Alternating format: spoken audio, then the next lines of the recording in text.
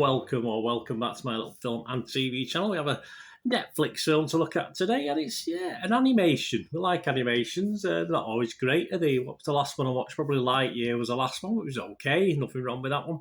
But today we're going to have a look at The Sea Beast. Yeah, The Sea Beast. An hour and 55 minutes. You know me about time. But hey, I enjoyed this. An hour and 55 does for me. A computer animated, as they always are these days, adventure film by Chris Williams. Yeah, in his solo directorial debut. And we have the voices of Carl Urban as Jacob Holland, Zaris Angel Hator as Macy Brumble, the star of the show for me, Macy, Jared Harris as Captain Crow, Marianne Jean Baptiste as Sarah Sharp, excuse me, Dan Stevens as Admiral Hornigold, Kathy Burke as Gwen Batterby, Jim Carter as the King, and Dune McKitchen as the Queen. And it's produced by Netflix Animation. Yeah, not that was something I was aware of, but obviously I do know now, but a bit more of that in a moment. Films released in select theatres. They're great. If you could watch this in a cinema, it's a better watch in a cinema. The bigger the screen, the better for this one, I think, guys.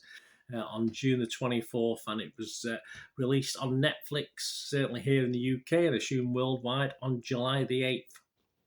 All these scores are at 11 a.m. on the 10th of July 2022. The Rotten Tomato audience, 4.5 out of 5. That doesn't sound bad, does it? 9 out of 10. Internet Movie Database, Joe Public, not quite as high, but still good, 7.1 out of 10.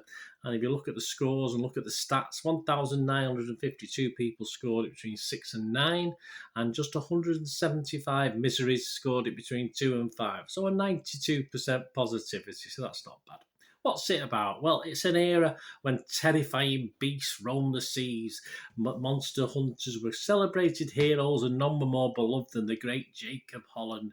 But when young Macy Brumble stows away on his fabled ship, he's not the captain. That's a bit lies, actually. He's not actually the captain of the ship at the time. So he's not the beloved than the great Jacob Holland. He's probably less famous than Captain Crow, of course. But when young Macy Brumble stows away on his fabled ship, he's saddled with an unexpected ally. Together they embark on an epic journey into uncharted waters and make history. They certainly do. We've seen what the public think. They're very positive. What about the critics? Well, they're equally positive, perhaps not more so. Rotten Tomatoes critics, 94% of the 66 guys who put a score in for this are positive. An average rating of, 7.6 out of 10. 62 fresh and 4 rotten. I don't know where the 4 rotten have come from. They must have had bad days on this one. Kevin Mayer from The Times in the UK said, a whoppingly bland title for a singularly thrilling animated adventure is the only detectable flaw in this exquisite ocean-going yarn, easily out-Pixaring Pixar. This is the third unqualified triumph from Netflix Animation. Yes, well done on Netflix Animation. Credit where credit's due. A good job. Robbie Collin of the Daily Telegraph said the Sea Beast was one of the last features. It's interesting. I didn't know. I wasn't aware of this. I'm probably not keeping up to date as I should be. It was the last features to be completed at Netflix's animation branch before it was dramatically scaled back last month as a result of falling subscriber numbers. Thank goodness it got out before the cuts. Yeah, if true, poor on Netflix for not investing perhaps in the right product. I think that's the problem. Less foreign rubbish, guys.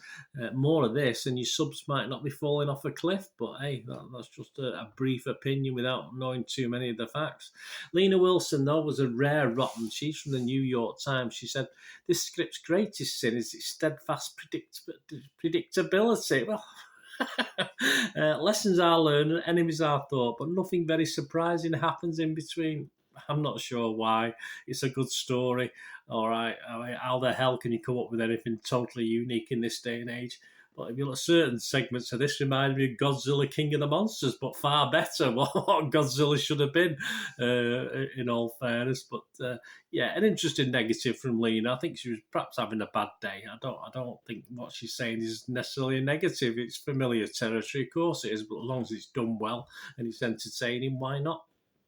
The website's consensus reads, an original animated tale that's often as daring as its characters. The Sea Beast sends audiences on a voyage well worth taking. It certainly does.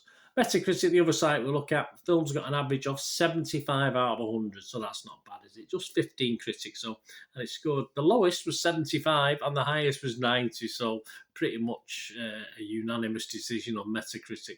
The Observer's Wendy Ide said, she gave it 80 and said, the film features dazzling action and fantasy world that is realised with an almost tactile level of detail. Seek it out on a monster-sized screen if at all possible. Yeah, I agree. The bigger the screen, the better. But I watch things on a Matchbox. I still enjoy it. I still enjoyed this on a, 15-inch screen, which is what I ended up watching it on.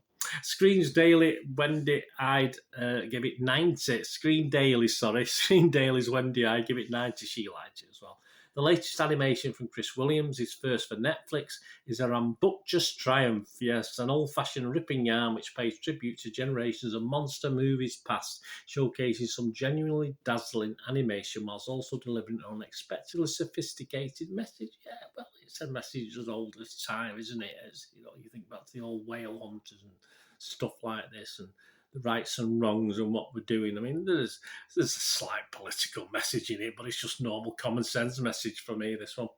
My thoughts before we finish, just to sum it up really, because I've sort of given enough anyway. Without doubt, one of the most simple film animations for a long time. Great characters, both creature and human. Yeah, all instantly investable. Most of the characters, good and bad, creature and human.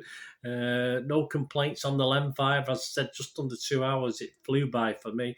Might be better watched in 2 or 3 parts. I don't know, but I thoroughly enjoyed the time it took. I did try to watch it at one time, but it was late at night, and so I had to rewatch it the following, this morning as I'm doing this. But that was just because I was tired, so I missed out. But yeah, it could be better watching a couple of parts for younger kids, perhaps. But time flew by for me. Great entertainment. If Netflix had come up with this sort of quality sooner, perhaps they wouldn't be losing subscribers like they are. Just a great entertaining watch, and I'm going to give it probably one of my highest scores I've given so far this year. And, well, so far since I've been doing this, I think. I don't very rarely go this high. I'm going to give it an 8 out of 10. I just thought it was quality entertainment, good fun, yes, simple, basic. You knew what was, probably know what's going to happen all the way through, but it was a lovely way of getting there. Enjoyed it thoroughly. Let me know what you think, guys. Anyway, great family film, great for all generations, this one. Till we meet again, please stay safe, everyone. Bye for now.